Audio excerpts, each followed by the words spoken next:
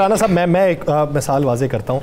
अगर पाकिस्तान का मौजूदा मुआशी मंजरनामा देखें, कुछ लोग हैं जो इदाद शुमार को समझते होंगे, कुछ लोगों को इस बात का इदराक होता होगा, लेकिन मैं जिस मकान में रहता हूँ, लैंडलॉर्ड जो मेरी हैं वो एक बेवा हैं।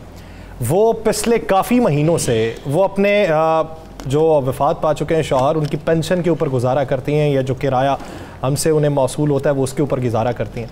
वो पिछले 4-5 माह से मुझसे गिला कर रही हैं कि आप टीवी चैनल पे होते हैं, आपकी सिफारिश चल जाती है, मेरा मीटर चेंज करवा दें। मैंने कहा जी कौन सा मीटर चेंज करवा दूं? वो कहती हैं बिजली का मीटर भी चेंज करवा दें और गैस का मीटर भी चेंज करवा दें। मैंने कहा जी क्या हुआ?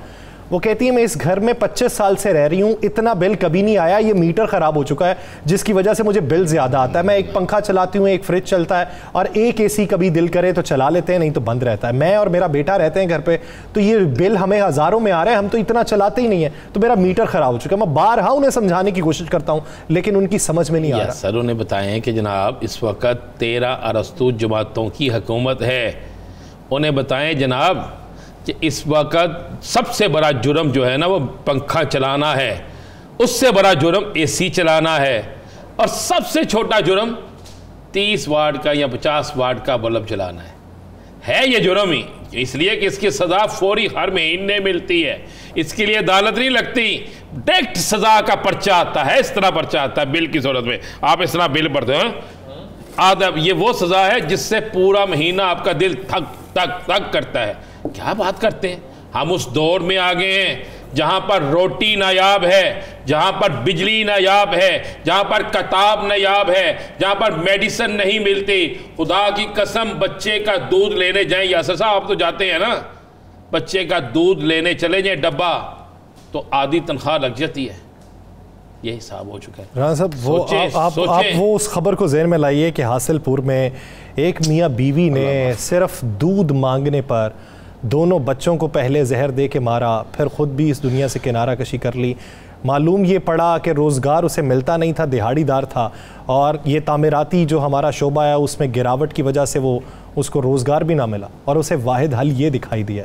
क्या उस पर 2 जुमले भी किसी के सुने हैं? किसी के नहीं सुनने, भूल जाएंगे। आप मुझे ये बताएं, चबुर्ची में एक जिस शख्स ने ऊपर से कूद कर छलांग लगाई, किसी ने जाके हॉस्पिटल में पूछा कि आपको वजह क्या थी? किसी ने इस पर बात की? नहीं की ना। आए मेरे साथ, मैंने आज एक स्टोरी की है। खुदा की कसम, मैं एक घर में गया जिस घर के अंदर मैंने पहले ये कहानियों में सुना था, किताबों में पढ़ा था, लोगों की गुफ्तगू से सुना था, और मैंने अपनी आंखों से, हल्फन कहता हूँ आज मैंने स्टोरी की, अपनी आंखों से देखा है। यासर साहब क्या देखा है? हाली हंडिया चूल्हे पे है, पानी है उसके अंदर, और उसमें सिर्फ आलू पड़े हैं, और बच्चों को ये कहा जा रहा है कि हौसला करो थोड़ी देर तक। उसमें डालने के लिए मिर्च नहीं है, उसमें डालने के लिए नमक नहीं है, उसमें डालने के लिए घी नहीं है, उसमें डालने के लिए कोई और चीज़ नहीं है। मैंने उस शख्स से, मुझे किसी ने कहा इस घर में ये हालात है, मैं गया, मैंने जाके देखा, मैंने जाके, मैं नाम नहीं लेता उस शख्स का, इसलिए नाम नहीं लेता कि अल्लाह हमसे के पर्दे रखता है उसकी। मैंने जाके जो हो सकता था वो किया। तो उस शख्स ने रोते हुए कहा, रोते हुए उसने कहा बच्चों को तो हम खिला लेते हैं, हम मियाँ बीवी ने 2 दिन से कुछ नहीं खाया। इसका ज़िम्मेदार कौन है? इसका ज़िम्मेदार हाकिम वक्त है। इसका ज़िम्मेदार वो शख्स है जो शख्स इस पाकिस्तानी कौम को जवाबदेह है।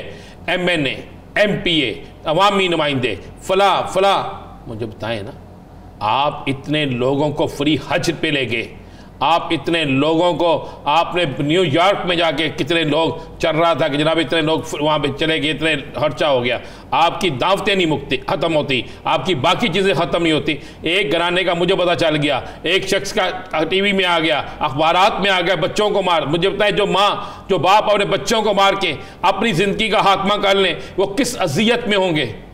जिस औरत ने अपने 2 बच्चे नहर में फेंक दिए और ख़ुद भी छलांग लगा दी, एक दिन पहले का वाक़या यासर साहब, भूख से था। मुझे बताएं जब माँ अपने जिगर को फेंकती है तो हम यहाँ पे क्या कर रहे हैं? सियासत। हम सुबह से लेकर शाम तक थक जाते हैं, 100 से ज़ायद प्रेस कॉन्फ्रेंस सुन के। एक प्रेस कॉन्फ्रेंस इस पर भी कर दें कि जनाब हम गरीब का चूल्हा चलाएंगे, हमने इतने पैसे गरीब के लिए रख दिए हैं, हमने इतने पैसे गरीब को दे दिए हैं, अब कोई भूखा नहीं सोएगा, अब कम से कम एक वक्त की रोटी मिलेगी। मुझे हमजा शहबाज शरीफ साहब की वो तकरीर याद आ रही है। अल्लाह करे कि वो अपनी तकरीर को खुद सुने। जब वो इस्लामाबाद की तरफ मार्च कर रहे थे मरियम साहबा के साथ, वो कहते थे कि जब मुझे पता चलता है कि बच्चे दूध नहीं बच्चों को मिलता, या सब यही फिक्र होता था जी। तो मेरा दिल रोता है और मैं इसे कहता हूं, और न्याजी और फलां। तो हमजा साहब, अब जो दूध नहीं मिलता किसको पुकारेंगे? अब वज़ीर आज़म आपके वालिद मोहतरम हैं, अब वज़ीर ख़जाना आपके अजीज़ हैं, आपके सारे लोग अपने हैं। अब जो दूध नहीं मिलता तो कौन ज़िम्मेदार है? अब जो खुदकशियां हो रही हैं कौन ज़िम्मेदार है? अब जो लोग लाइनों में लग के यूटिलिटी स्टोर के बाहर जलील हो रहे हैं कौन ज़िम्मेदार है? अब जो फैक्ट्रियां बंद हो रही हैं उसका ज़िम्मेदार कौन है? अब जो लोग बेरोजगार हो रहे हैं उसका ज़िम्मेदार कौन है? एक कारोबार रह गया था पाकिस्तान में, वो था प्रॉपर्टी का, जिससे मजदूर को भी मजदूरी मिलती थी, जिससे कंस्ट्रक्शन के काम वालों को पैसे मिलते थे, जिससे आम दुकानदार को मिलते थे, वो भी आपने बंद कर दिया। वज़ीर ख़जाना साहब पार्लियामेंट के फ्लोर के ऊपर खड़े होकर ये तो कह रहे हैं कि ज़राअत और तामीरात का जो शोबा है उसके ऊपर कोई दबाव नहीं डालेंगे, लेकिन हक़ाइक़ जो हैं वो यूं पार्लियामेंट के फ्लोर के ऊपर दिखाई नहीं देते, वो हलकों में जाके देखने से दिखाई देते हैं और लोगों की सोच परखने से दिखाई देते हैं। मौजूदा सूरत हाल के तनाज़ुर में इलेक्शन क्या वक्त पर होंगे? इलेक्शन को लेके इबहाम क्यों है? किसी के जहन की इख्तरा ये है कि शायद इलेक्शन एक साल जो है वो ताख़ीर का शिकार हो जाए। कोई ये कहते हैं कि इलेक्शन अपनी मुअय्यना मुद्दत तक मुकर्ररा मुद्दत के ऊपर होंगे। कुछ लोग ये कहते हैं कि असम्बलियाँ अपनी मुअय्यना मुद्दत के बाद तहलील होंगी, और कहीं से राय ये आती है कि असम्बलियाँ अपनी मुअय्यना मुद्दत से पहले तहलील हो जाएंगी। अगर असम्बली पहले तहलील होती है तो फिर उसके पीछे कौन सी मसलहत और मंतिक है, और अगर मुकर्ररा मुद्दत पे तहलील होती है तब मंजरनामा क्या होगा?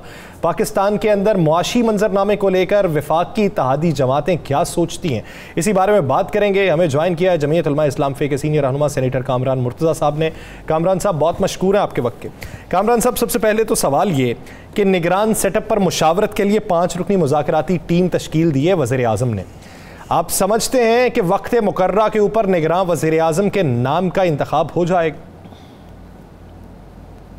मेरा ख्याल है कि हो जाना चाहिए। मैं तो जो मेरा स्टेचर है मैं तो उसमें सिर्फ ये कह सकता हूँ कि हो जाना चाहिए। वैसे अगर मैं लीगली स्पीकिंग, मुझे जो है वो इस दस्तूर का गो के हिस्सा है निगरान सेटअप, मगर ये सिर्फ शायद हमारे दस्तूर का हिस्सा है या एक आधा और कोई मुल्क अगर ऐसा हो दुनिया में, वरना इसमें मुझे कोई ऐसी चीज़ नज़र नहीं आती कि जिसकी वजह से जो है ना निगरान सेटअप लाया जाना ज़रूरी हो।